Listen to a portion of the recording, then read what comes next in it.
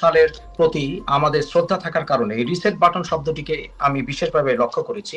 তাহলে কি রিসেট বাটনের বিষয়টা যখন তুমি নিজেই আনলে, তাহলে কি প্রশ্ন হচ্ছে তুমি মনে করো বর্তমান সরকার স্বাধীনতা বিরোধী সরকার অথবা স্বাধীনতার স্পিরিটের বিরুদ্ধে? এই বিষয়গুলিকে তুমি কিভাবে দেখছো, সরাসরি যদি উত্তরগুলি দিতে।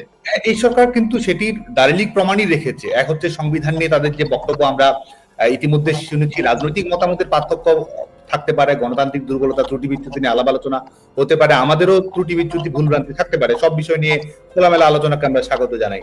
কিন্তু তারা আজকে যে বিষয়টিকে সামনে রেখে এই রিসেট বাটনের কথা নিয়ে এসেছে এবং তাদের কাজে কর্মে যদি আমরা সেটির প্রতিকায়ন আমরা দেখতে পাই, মুক্তিযুদ্ধের অঙ্গীকার, মুক্তিযোদ্ধাদের প্রতি বাংলাদেশের জনগণের যে সম্মাননা রয়েছে সেটিকে ধূলিসাৎ করা এবং ৭১ সালকে প্রতিস্থাপিত করার একটি প্রচেষ্টা এবং আমাদের ৭১ সালের ব্যাপারে বাংলাদেশের জনগণের যে দৃষ্টিভঙ্গি, সেই দৃষ্টিভঙ্গিকে বদলে দেওয়ার একটি অপচেষ্টা আমরা দেখতে পাচ্ছি। গোটা বাংলাদেশের মানুষের সম্মিলিত যে লক্ষ্যগুলো ছিল, সেটি গণতন্ত্র হোক, সেটি শোষণ মুক্তি হোক, সেটি এক ধরনের ইনক্লুসিভ অন্তর্ভুক্তিমূলক সমাজ ব্যবস্থা প্রতিষ্ঠা হোক, সবকিছুকে আজকে ধূলিসাৎ করার যে প্রয়াস আমরা দেখতে পাচ্ছি। তো সুস্পষ্ট ভাবেই তারা আসলে এটিতেই তারা বিশ্বাস করে এবং আমাদের স্বাধীনতার অঙ্গীকারে তারা বিশ্বাস করে না বলে আমি মনে করি।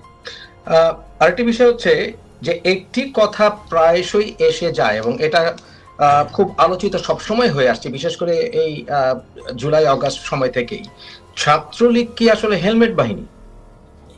প্রশ্নই আসে না। এটিও আমরা মনে করি যে এটি ক্যারেক্টার অ্যাসাসিনেশন করার একটি প্রচেষ্টা হিসেবে এটি করা হয়েছে। বাংলাদেশ ছাত্রলীগ একটি ছাত্র সংগঠন এবং বাংলাদেশের স্বাধীনতা আন্দোলনে, আমাদের স্বায়ত্ত শাসনের আন্দোলনে এবং স্বাধীনতা পরবর্তী সময়ে গণতান্ত্রিক আন্দোলনেও বাংলাদেশ ছাত্রলীগ গুরুত্বপূর্ণ ভূমিকা রেখেছে, নেতৃত্ব দিয়েছে বাংলাদেশ ছাত্র সমাজকে। বাংলাদেশের ছাত্র সমাজের ভোটেই বাংলাদেশ ছাত্রলীগের নেতাকর্মীরা ছাত্র সংসদ নির্বাচনে বিজয়ী হয়েছে। বাংলাদেশ ছাত্রলীগের নেতাকর্মীরাই রাষ্ট্রীয়ভাবে একাডেমিক ক্ষেত্রে, ব্যবসায়িক ক্ষেত্রে, সামাজিক নেতৃত্বে, পেশাজীবী নেতৃত্বে, প্রত্যেকটি ক্ষেত্রে বাংলাদেশ ছাত্রলীগের কর্মীরা নেতৃত্ব দিয়েছে, বাংলাদেশকে কন্ট্রিবিউট করেছে। আর সার্বিকভাবে আমাদের হেলমেট কারা পড়েছিল? তাহলে হেলমেট কারা পড়েছিল? যারা কিনা ছাত্রদের উপরে দেখছিলাম আমরা আক্রমণ চালে, হেলমেট কারা পড়েছিল?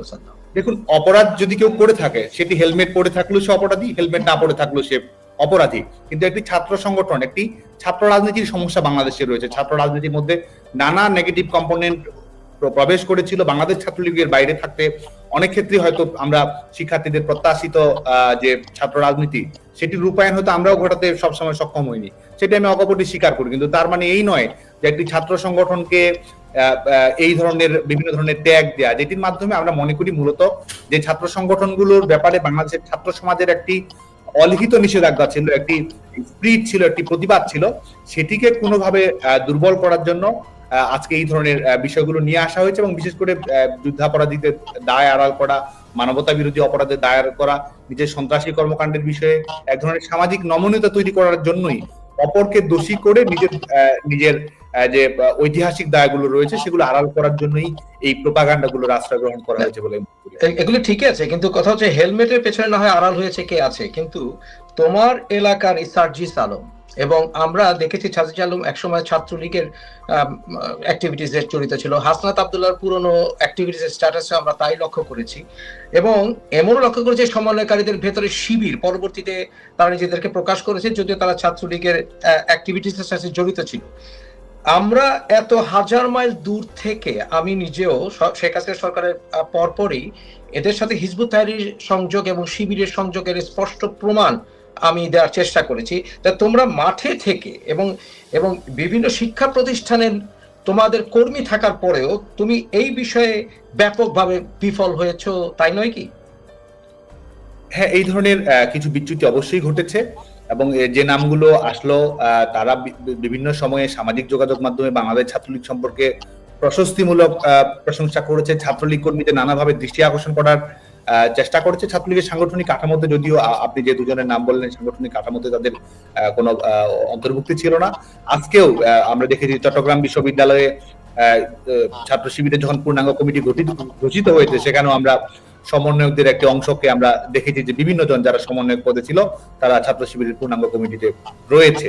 স্বাভাবিকভাবে আমরা দেখেছি যে একটি ছাত্র আন্দোলন, একটি ইস্যু ভিত্তিক আন্দোলন, সেই আন্দোলনের ব্যাপারে শিক্ষার্থীদের কমিটমেন্ট থাকে, শিক্ষার্থীদের দৃঢ়তা থাকে, শিক্ষার্থীরা সমস্যাটির সমাধান চায়, এটি একটি স্বাভাবিক বিষয়। এবং আমরা দেখেছি যে এই ইস্যুটিকে কিভাবে ব্যবহার করা হয়েছে এবং এই ইস্যুকে কেন্দ্র করে তারা যদি সত্যিকার অর্থেই ইস্যু ভিত্তিক আন্দোলনে থাকতো, ছাত্রদের প্রকৃত যে লক্ষ্য ছিল কোটা সংস্কার, সেই ব্যাপারে যদি তারা কমিটেড থাকতো এবং ছাত্রদেরকে ভিন্ন খাতে প্রবাহিত করার যদি তাদের ব্যাপারে ভিন্ন খাতে প্রবাহিত না করার জন্য তাদের কোনো লক্ষ্য থাকতো, তাহলে কিন্তু এই পরিচয়টি আড়াল করার কোনো প্রয়োজন তাদের। আমরা অনেকবার শুনেছি, আন্দোলন চলাকালীন সময় অনেকবার শুনেছি যে এখানে শিবির জড়িত, সরকার পতনের আন্দোলন জড়িত, ইত্যাদি বিষয়গুলো জড়িত। কিন্তু গতকাল আমরা মাসুদের যে সমন্বয়কারী মাসুদ, ওর কথা থেকে সে স্বীকারই করেছে, মূলত যেটা আমরা সাসপেক্ট করছিলাম যে স্বীকারই করেছে মূল টার্গেট ছিল সরকারের পতন।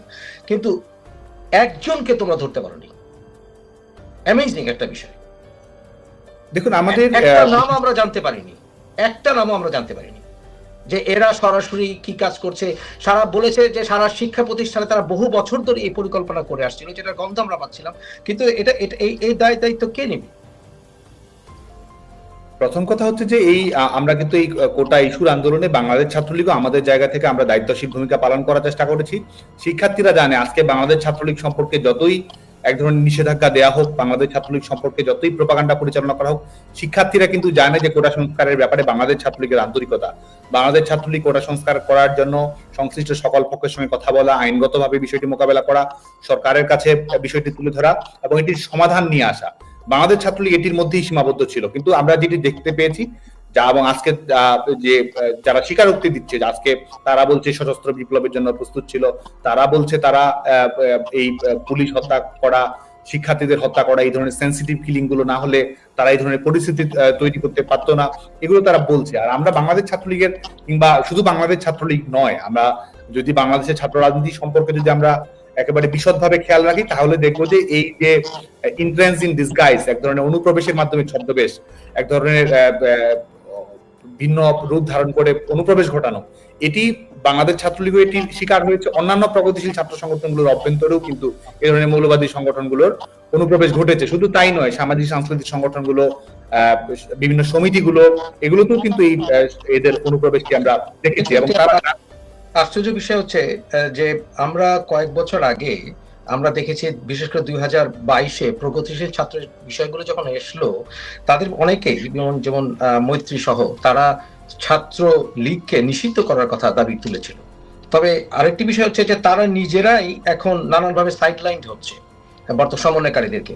এবং আমরা দেখেছি যেমন তিতুমির কলেজে বিষয়টি দেখলাম, তিতুমির কলেজে অনেক ইনফরমেশন আমার হাতে এসে পৌঁছেছে। সেখানে দেখতে পাচ্ছি যে হিজবুত তাহরীর মোটামুটি কন্ট্রোলে চলে গেছে তিতুমির কলেজ, এবং তারা চাচ্ছে এখন আর কোনো দলীয় রাজনীতিক না হোক তিতুমির কলেজে। উল্টো একই বিষয় আমরা পরিলক্ষিত দেখতে পাচ্ছি যে এরা বর্তমানে একটা সরকার পার্টির মতো কাজ করছে সমন্বয়কারীরা, but at the same time তারা বিশ্ববিদ্যালয়, ঢাকা বিশ্ববিদ্যালয়ে এমনকি আমরা দেখেছি ছাত্র দলের কোন রকম পোস্টারিং এর বিরোধিতা করছে। এবং আবার গত দুদিন আগে আসিফ মাহমুদ সে বলেছে যে ডিসেম্বর জানুয়ারির ভিতরেই সে চাইছে যে পুরো বাংলাদেশে বিভিন্ন শিক্ষা প্রতিষ্ঠানগুলো, সংসদগুলো চালু হয়ে যায়। যখন বিএনপি বা ছাত্র দল ওপেনলি রাজনীতি করার ক্ষেত্রে নানা প্রকার বাধার সম্মুখীন হচ্ছে ঢাকা বিশ্ববিদ্যালয়, এবং ছাত্রলীগের একটি দুর্গ ছিল ঢাকা বিশ্ববিদ্যালয়, সেখানে ছাত্র জাতীয় রাজনীতি করতে পারবে না, এবং কিন্তু তারা এই বিষয়ে ইনফ্লুয়েন্স খাটাবে। এই বিষয়টিকে তুমি কিভাবে দেখছো? এই যে তারা এই কৌশলটি গ্রহণ করেছে, এই কৌশল কিন্তু আমরা এর আগেও দেখেছি। বাংলাদেশ প্রকৌশল বিশ্ববিদ্যালয়ে যখন একটি দুর্ভাগ্যজনক ঘটনা ঘটে, সেটিকে ব্যবহার করা, নিষিদ্ধ রাজনীতির প্রবাহটিকে তারা নিরাপদ রাখার জন্য এই যে মূলধারা রাজনীতি হোক, প্রগতিশীল ছাত্র রাজনীতি হোক, এটির এক ধরনের বিস্তৃতি তারা বন্ধ রাখতে চেয়েছে। এবং এই কোটা সংস্কার আন্দোলনের প্রারম্ভিক সময়ের পরবর্তীতে আমরা যখন দাবিগুলো দেখি, যখন এটি অন্যান্য দাবিগুলো যখন সংযুক্ত করা হলো, সেখানেও কিন্তু আমরা দেখেছি যে সেখানে ছাত্র রাজনীতি বন্ধ করা, ছাত্র রাজনীতি নিষিদ্ধ করা, এগুলো কিন্তু তারা দাবি আকারে নিয়ে এসেছে। এবং আমরা পরবর্তীতে এটিও দেখি যে যারা এই দাবিগুলো নিয়ে এসেছিল তারাই কিন্তু এই মৌলবাদী যুদ্ধাপরাধের দায়ে অভিযুক্ত ছাত্র সংগঠনের সঙ্গে সম্পৃক্ত রয়েছে। এবং বর্তমান সময়েও তারা যেখানে যেটি প্রয়োজন, যখন যেখানে প্রয়োজন হচ্ছে যে তারা ছাত্র রাজনীতি বন্ধ রাখলে তাদের সাংগঠনিক কর্মকাণ্ড নির্বিঘ্নে রাখা তাদের জন্য সহজ হবে, সেখানে তারা সেই ধরনের দাবি দাওয়াগুলো তারা নিয়ে আসে বা এক ধরনের জিম্মি করছে। আজকে তো বাংলাদেশের যে অবস্থা, আমরা আগে বলতাম মগের মুল্লুক, এখন চালু হয়েছে মবের মুল্লুক। এই তারা যা বলছে তাই হচ্ছে, সেটি বাস্তবায়িত হচ্ছে, এবং সত্যিকার অর্থে এটি তো সরকারের লাঠিয়াল বাহিনীতে পরিণত হয়েছে। সরকারের যে এজেন্ডা রয়েছে সেই এজেন্ডা গুলো তারা এই এজেন্ডা গুলো কি বলে মনে করো? মেইন এজেন্ডাটা কি? প্রথম যদি এজেন্ডা বলি, প্রথম এজেন্ডা আমরা দেখতে পাচ্ছি যে আমরা এই সরকার আজকে বাংলাদেশে এক ধরনের বাংলাদেশের জনগণ যাকে রায় দেবে তারাই শাসন ব্যবস্থা পরিচালনা করবে, জনগণের ম্যান্ডেট যার কাছে থাকবে তারাই শাসন ব্যবস্থা পরিচালনা করবে। আমাদের মুক্তিযুদ্ধের অন্যতম অঙ্গীকারিত হচ্ছে যে নির্বাচিত প্রতিনিধির কাছে ক্ষমতা হস্তান্তর করতে হবে। তো তারা ক্ষমতায় এসেছে, আজকে যারা জবরদখল করে রয়েছে তারা কিসের ভিত্তিতে ক্ষমতায় রয়েছে, কারা তাদেরকে ম্যান্ডেট দিয়েছে? প্রথম কথা হচ্ছে তাদের যে অগণতান্ত্রিক শাসন ব্যবস্থা, এটির নিরাপত্তা নিশ্চিত করার জন্য তারা এই শিক্ষার্থীদেরকে ব্যবহার করার চেষ্টা করছে, এবং শিক্ষার্থীদের এই বিশেষ করে এই যারা এই সরকারের এই অবৈধ সরকারের কাঠামোর আওতায় এসেছে এবং তারাও এখানে এক ধরনের গুরুত্বপূর্ণ ভূমিকা পালন করছে। একটি হচ্ছে অগণতান্ত্রিক শাসন ব্যবস্থার নিরাপত্তা নিশ্চিত করা, আরেকটি হচ্ছে আইসিটি ট্রাইব্যুনালের যে তারা নাটক তৈরি করেছে, এটি আমরা মনে করি যে যুদ্ধাপরাধীদের বিচার বাস্তবায়ন, যেটির ব্যাপারে বাংলাদেশের সকল ছাত্র সংগঠনের এক ধরনের ঐক্যমত্য ছিল যে এই তুমি কি মনে করছো না বর্তমানে যে ট্রাইব্যুনাল তৈরি করা হয়েছে এখানে ফেয়ার ট্রায়াল হবে না? সেটি তো সুযোগই নেই, প্রশ্নই আসে না। যুদ্ধাপরাধীদের বিচার বাস্তবায়ন করেছে, ন্যায় বিচার নিশ্চিত করা হয়েছে, এটির প্রতিশোধ হিসেবে আজকে এই আইসিটি ট্রাইব্যুনালের নাটক তারা মঞ্চস্থ করছে বলে আমরা মনে করি। আচ্ছা, আরেকটি বিষয় আসছে যে সমন্বয়কারীদের পক্ষ থেকে এই বিষয়গুলো এসছে, এবং এর পার্সোনালি আমি এই বিষয়টাকে সাথে আমি একমত। যেমন আমি বলি, বিষয়টা হচ্ছে বর্তমানে যারা মেইন স্ট্রিম রাজনীতির সাথে জড়িত, যারা দেশ পরিচালনা করছেন, এটা আওয়ামী লীগ হোক বা বিএনপি হোক, যারা দেশ শাসন করেছেন, তাদের ভেতরে একটি সেই সরকার একটি প্রবণতা দেখতে পাচ্ছি আমরা। সেটা হচ্ছে আমার মার প্রজন্ম, দ্যাট মিনস শেখ হাসিনা, খালেদা জিয়া, ওনাদের প্রজন্মই অতিরিক্ত, যারা বলবো আমি 70-80 বছর বয়স, ওনারা দেশ শাসন করছেন, কিন্তু আমার প্রজন্ম বা তারেক রহমান বা সজীব ওয়াজেদ জয়, আমরা হচ্ছে আমাদের প্রজন্ম, এই প্রজন্মকে পাশ কাটিয়ে বর্তমানে একেবারে জাম্প করে চলে যাচ্ছে অতি তরুণের প্রজন্ম। এই বিষয়টি কেন ঘটলো, এবং এইখানে নেতারা কি কুক্ষিগত করে রেখেছিলেন? অতি যারা স্বাধীনতা প্রজন্মে, তারা কি কুক্ষিগত করে রেখেছিলেন, নাকি নেতা সামনে আসতে দিচ্ছেন না অন্য কোনো কারণে, সেটা পরিবারতন্ত্র বা যেটাই বলি না কেন? What do you think of this? না, আমাদের তরুণদের রাজনৈতিকতে আসা, তরুণদের নীতি নির্ধারণী প্রক্রিয়া থাকা, তরুণদের পলিসি মেকিং এ থাকা, এটা স্বাভাবিকভাবেই রাষ্ট্রের জন্য ইতিবাচক। এটির জন্য একটি প্রক্রিয়া রয়েছে এবং এটির ব্যাপারে কিন্তু সেটা তো হয়ে আসেনি। আমরা দেখেছি যে আমাদের প্রজন্ম সামনে আসতে, বিশেষ করে 90-এর সাথে আমরা যারা জড়িত ছিলাম প্রত্যক্ষ বা পরোক্ষভাবে, আমাদের প্রজন্ম সামনে আসতে পারিনি। এবং আমাদের প্রজন্মে একটা বন্ধুত্ব ছিল, যেমন আমরা 90-এর অভ্যুত্থানের সময় আমার খুব ঘনিষ্ঠ বন্ধু ছিল বাহাদুর ব্যাপারী, এবং আমার আরেক ঘনিষ্ঠ বন্ধু ছিল, সে ছাত্র দলে, সে ছিল আমাদের নাদিম, আলী আক্কাস নাদিম। কিন্তু আমরা দেখছি বর্তমান প্রজন্ম, তোমাদের প্রজন্মে সে বন্ধুত্বের একটা ঘাটতি দেখা দিচ্ছে। But at the same time আমাদের প্রজন্মকে পাশ কাটিয়ে হয় অতি বয়স্ক নাহলে অতি তরুণ, এই ব্যাপারটাকে কেন ঘটলো? এরকম শূন্যতার জন্য কি আসলে যে সরকারের পতন হয়েছে অথবা যে সরকার আসতে চাইছে তাদের ভিতরে কোনো সমস্যা আছে কি সাদ্দাম?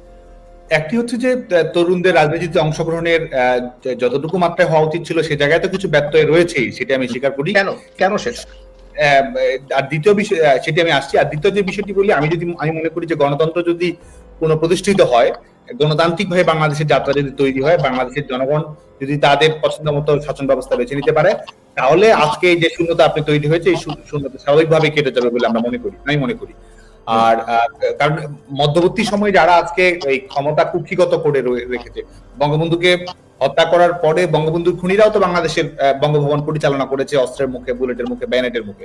তো তারা যদি, এবং বর্তমান সময়ে 24 সালের 5 আগস্ট পরবর্তী সময়ে কেউ যদি বাংলাদেশের রাজনৈতিক ইতিহাসকে যদি কেউ 3 মাসের মধ্যে ফ্রেমবন্দি করে রাখে, তারাও বোকার স্বর্গে বসবাস করবে বলে মনে করি। আচ্ছা, আরেকটি বিষয় হচ্ছে বর্তমানে আওয়ামী লীগ সরকারের পরে বর্তমানে আমরা যারা আওয়ামী লীগ একেবারে ফ্রন্টলাইনে ছিলেন, যারা মন্ত্রী ছিলেন, এমপি ছিলেন, যারা অনেকেই করাপশনও জড়িত ছিল, শেখ হাসিনা নিজেও বলেছেন যে ওনার পিওনও করাপশনে জড়িত ছিল। কিন্তু এই যে বিশাল করাপশন করে তারা যে দেশে বিদেশে অনেকেই চলে গেছেন, কিন্তু তাদের এলাকায় অনেকেই খুব দুরবস্থায় আছেন।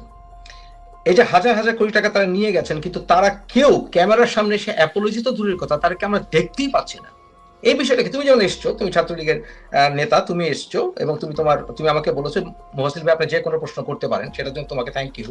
তাহলে এখন প্রশ্ন হচ্ছে যে ওনারা কেন আসবেন না, এবং ওনাদের কি দলের প্রতি কোনো দায়বদ্ধতা নেই, দেশের মানুষের প্রতি কোনো দায়বদ্ধতা নেই? যখন আওয়ামী লীগ একটি চরম দুঃসময়ের ভিতরে যাচ্ছে, তাদের নেতা কর্মীকে জায়গায় জায়গায় এখনো মাস কিলিং হচ্ছে, মব কিলিং হচ্ছে, এই বিষয়টাকে তুমি কিভাবে দেখছো?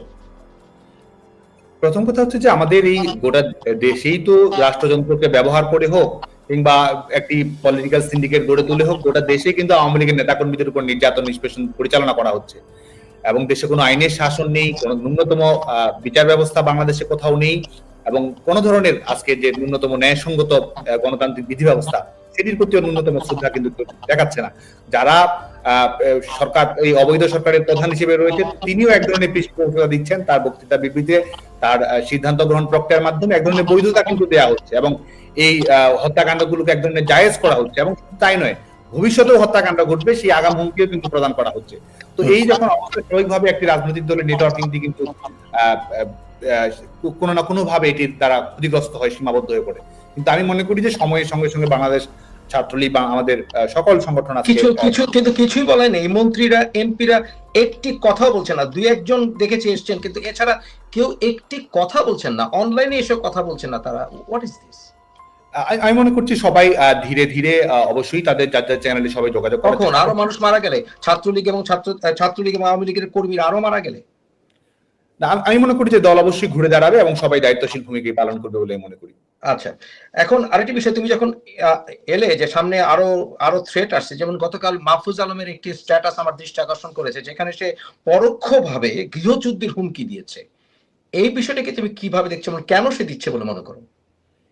এই এই কোটা সংস্কার ইস্যুকে কেন্দ্র করে এই লাশের রাজনীতি, এই ধরনের গৃহযুদ্ধের বাস্তবতা, এই ধরনের সুযোগ সন্ধানী প্রচেষ্টা, এটি কিন্তু আমরা দেখতে পাচ্ছি, এটি নতুন কিছু নয়। যখন এই আন্দোলন চলাকালীন সময়, কারণ বাংলাদেশে আইনগতভাবে 11 জুলাইয়ের পর থেকে বাংলাদেশে কোনো কোটা কার্যকর ছিল না। 12 জুলাই যে পরীক্ষা দিয়েছে, 12 জুলাই যে পরীক্ষার বিজ্ঞপ্তিতে এসেছে, সেখানেও বাংলাদেশে 1% কোটাও ছিল না। এটি হচ্ছে বাংলাদেশের বাস্তবতা। তো 11 জুলাই যে আন্দোলনের একটি হ্যাপি এন্ডিং হওয়ার কথা, সেটিকে যে টেনে হিসেবে অন্যদিকে প্রলম্বিত করা হলো, এবং সে সময়ই বলা হয়েছে আওয়ামী নিধন করতে হবে, আওয়ামী লীগ নেতা কর্মীদেরকে হত্যা করতে হবে। এটি তো শুধু 5 আগস্ট পরবর্তী সময়ে সরকারের স্বীকারোক্তি নয়, আগে থেকে কিন্তু তারা এই ধরনের কথাবার্তাগুলো বলছে, এবং আজকে তারা যে ধরনের উদ্ধত্ত দেখাচ্ছে, যে ধরনের, এবং শুধু তাই নয়,